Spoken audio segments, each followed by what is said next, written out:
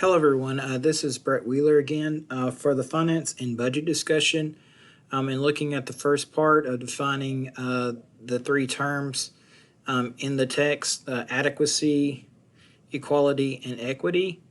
I looked and looking at the author's definitions. I thought that the authors did a sufficient job of defining those terms.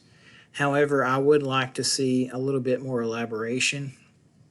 And so, for my discussion and looking at the terminology, financial adequacy was kind of a new term for me. But in looking at that, the chart that's provided in the text, it did make more sense as far as looking at revenue and making sure that that revenue is used, that there is enough revenue, and that the revenue is used in such a way to provide student outcomes.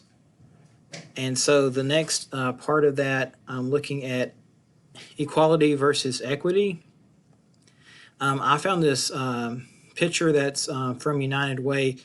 Just this kind of just helps to solidify this for me. So equality is providing sameness for everyone, so everyone has one box in this picture, where equity is providing each individual what they need to have equal opportunity to see the game. And so, as you can see in both pictures, those terms seem to be the same, but there's vastly different outcomes based on that.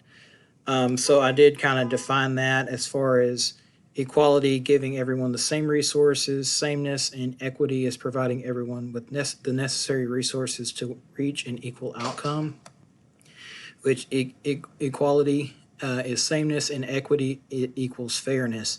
And so to me, that was a better way of defining it for me than was provided in the book. But I did like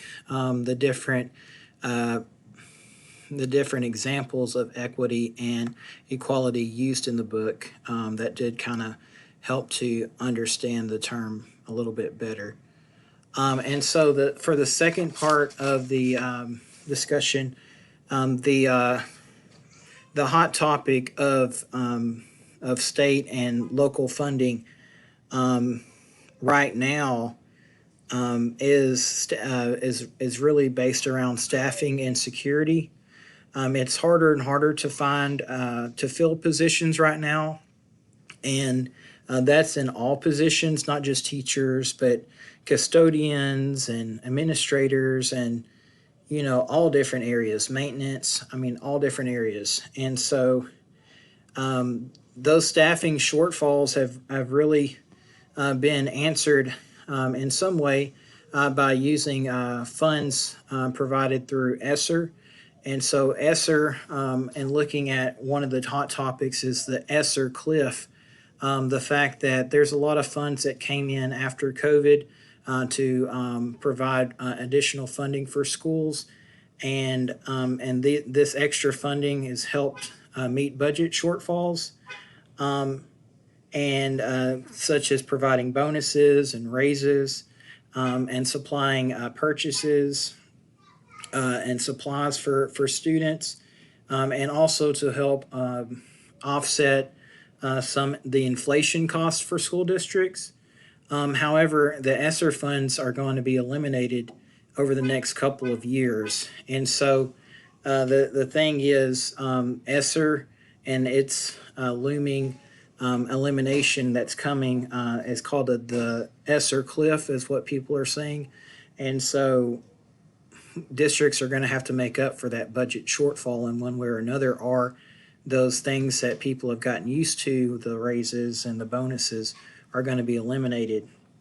And so also in security, safety and security, after the outcome of Uvalde, there has to be additional budget allocated to making sure addressing maintenance cost and upgrading like doors, providing additional barriers for interior and exterior locations, adding cameras.